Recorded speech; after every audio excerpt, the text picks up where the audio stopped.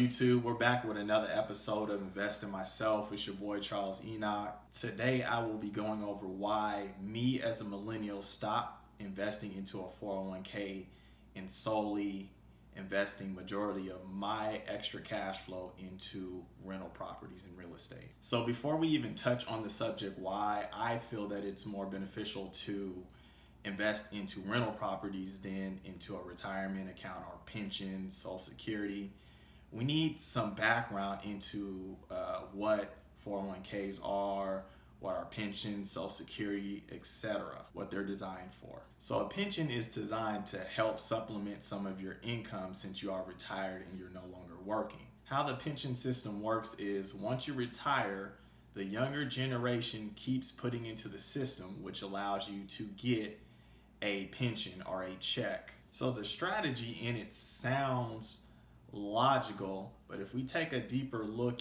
into a pension system, it is going to benefit the people that first get the pensions. And there's a lot of factors why this would be the case. So we're going to look at Social Security as an example, since it's probably the most widest pension that majority of us pay into. So the baby boomer generation between 1944 and 1964, they are going to be the biggest generation to retire as a whole and get Social Security. Now, going along with the idea, once the baby boomer generation retires, it's up to Generation X, Millennials, and Generation Z to pick up the slack. Now, based on how the economy is going, there are not a plethora of jobs. And the reason for this is a lot of jobs now, they're, let's say, computer-based. You don't actually need a person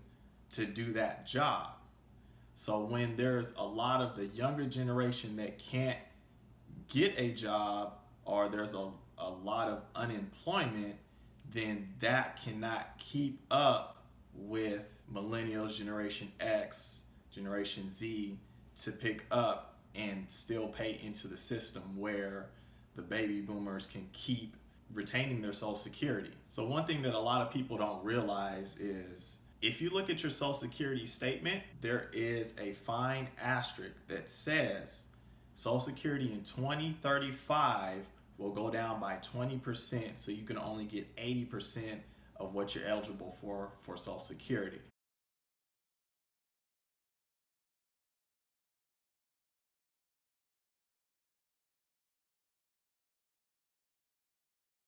If we take a look and we do the math, if the baby boomer generation is from 1944 to 1964, the year 2035, everybody in that generation would be at least age 70. That means that everybody in that generation would be receiving Social Security. So the biggest generation to ever retire, they're all receiving Social Security payments. Social Security knows that all the younger generations cannot pick up that slack. So that's why the Social Security would be going down. So we need to think about it. If we are millennials and Social Security is already going to be at 80% once the baby boomers are all collecting their Social Security, what do you think when you're able to collect your pension, what would be the offset? Will we only get 50% of what we're entitled to? Because the other generations, Generation Z and all the other ones, they're going to have to pay for us. The way that it's going and the way that the pension system's set up, yes, the baby boomers are going to be okay.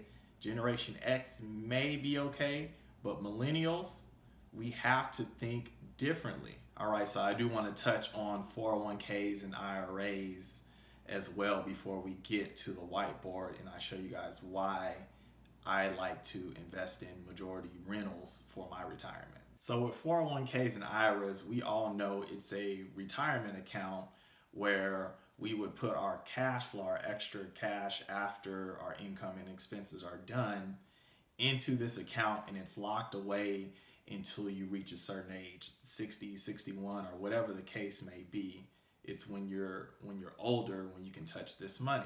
Now this is fine and dandy if we're assuming that you have a job where you can stay there for a long time and you feel secure about that job, where you're getting this extra cash flow, you're getting these promotions, and you can afford to keep your money in there without any type of penalty. So as millennials, let's be real. We don't have job security like that, like back in the day where you can work for this employer for 30, 40 plus years and be secure, get these promotions and things that you deserve, and you can put into that retirement account and know that you don't have to touch it till 60.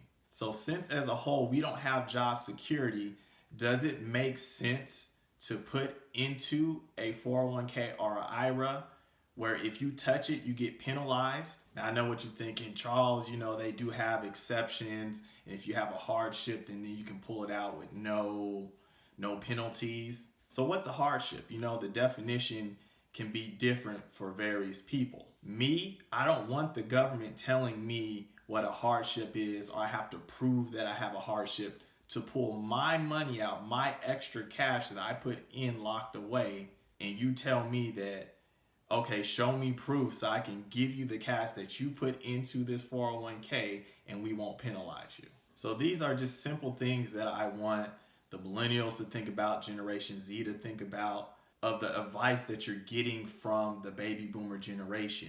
Yes, that's good advice for them, but necessarily, really think about it. Is it good advice for you and what you have to do in this economy?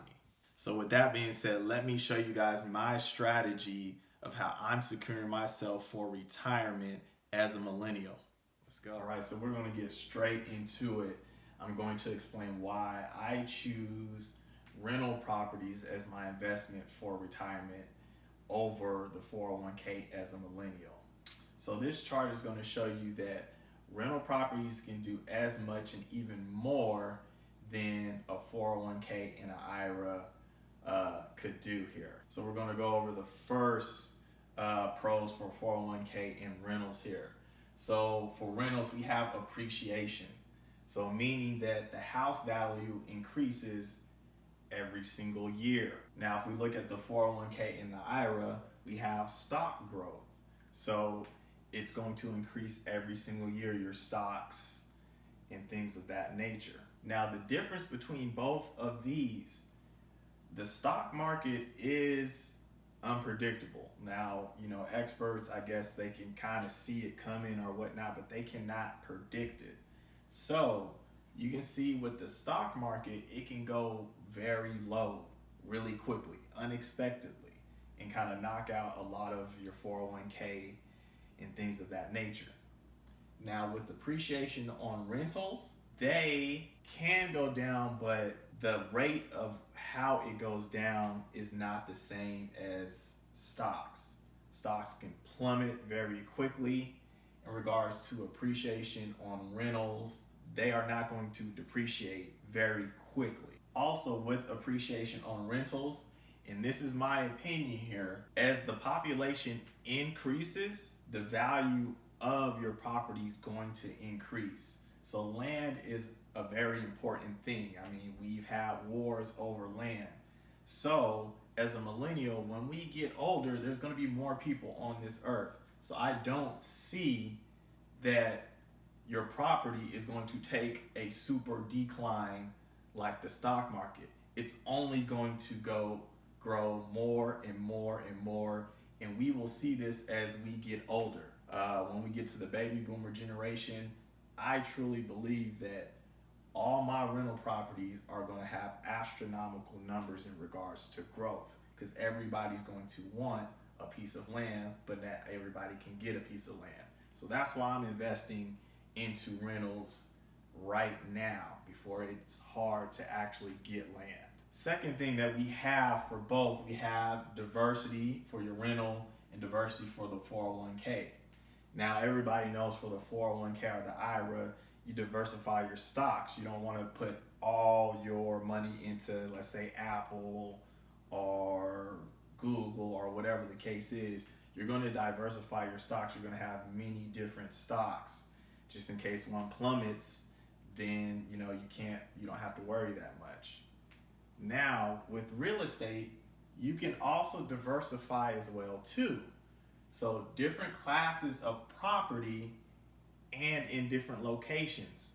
So if I have a property in Kansas, let's say a C-class property in Kansas, and then I have a B-class property in Washington, and let's say that the housing market in Kansas plummets, I still have properties in Washington. So you can diversify your rental properties. You don't have to stay in one area, and if that one area is affected, then you're just, you're screwed. So it's always wise to actually diversify properties in regards to location and the class of properties. Now, if you have not seen my previous video understanding the different classes of rental properties, you can go ahead and click the link down below and go ahead and watch that video.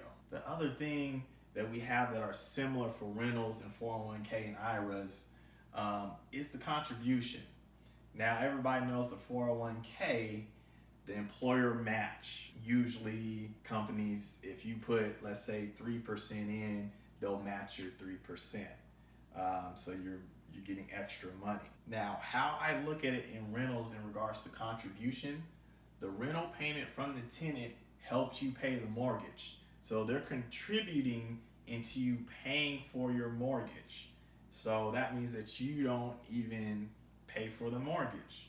So while the property is going down, the amount that you owe on the property, then that's actually increasing the equity on the property. So they're contributing into you actually getting more equity and paying down the property. Now, next category we have pensions. Now, the 401k, some employers may have like a pension tied into it, or we can even just go by Social Security. So with the 401k, IRA, or Social Security, the pension, it has an age limit to when you can receive it. So let's say Social Security, the minimum age is 62 when you can receive your pension. So you're waiting until age 62 to receive the pension. Employers, they may have it at 50 or whatever, put 20 years in or whatnot, but you're still waiting on a pension. It does not come instantly. Now with rentals, you instantly get your pension. So my definition of a pension for a rental, so rental payments over the mortgage can be considered a pension.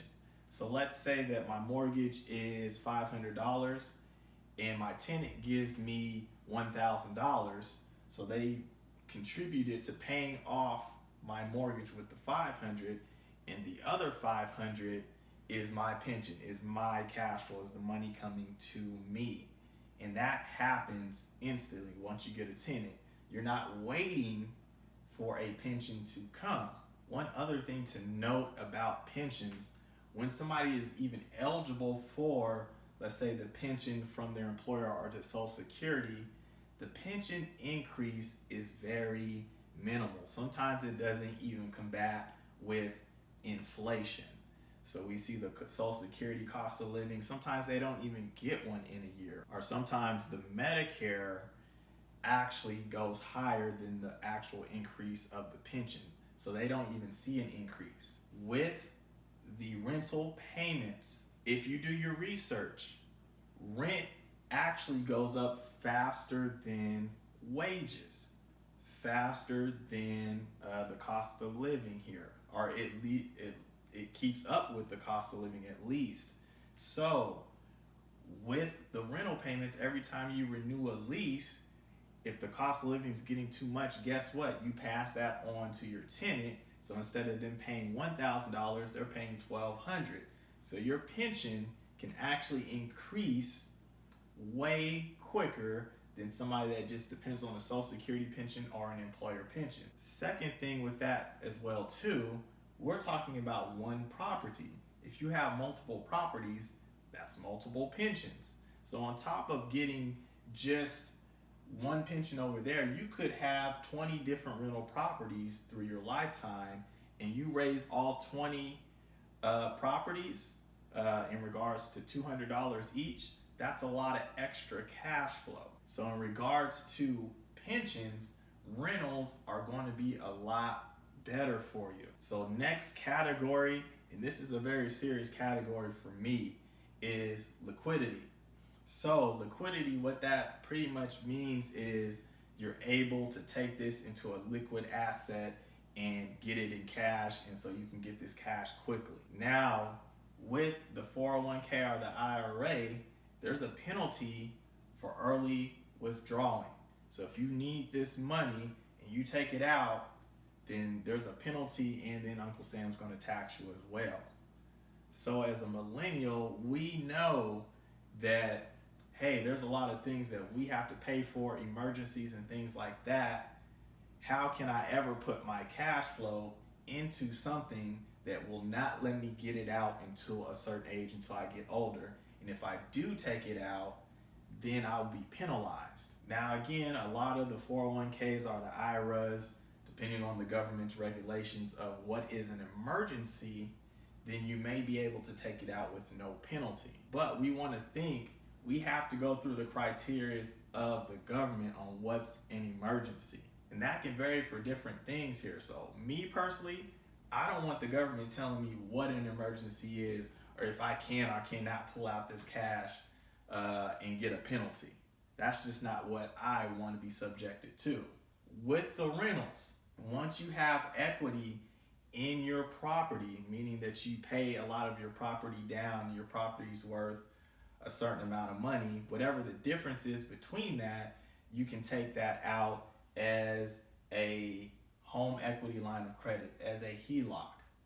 So a HELOC is pretty much a line of credit where you can take the money out instantly and just put it into your checking account and use the money. So when we have our rentals and we're building equity, and about time you get older, you should have a lot of equity in there where once you get that HELOC, you can just pull the cash out whenever you feel like it. There's no government regulation or anything of that nature telling you that, no, you can't pull this out if you're 40 or else we're going to charge you a 10% penalty. No, this is my asset and I can liquidate this by having a home equity line of credit and use it instantly for what I consider an emergency and not what the government considers is an emergency. So right now we have the rentals winning in the pension category because you can get multiple pensions, and the increase of pensions is always going to keep up with cost of living because you're going to pass that over to your tenants.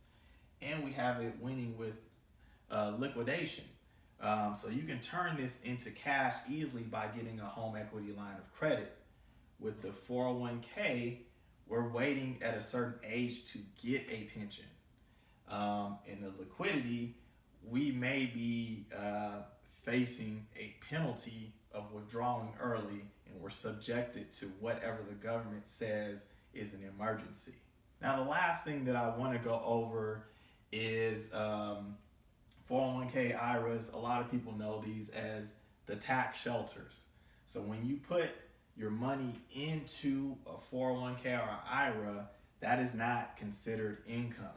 So you're not getting taxed by that. So the extra cash flow that people get, they usually put it into their 401k and IRA, so it looks like they didn't make that much money.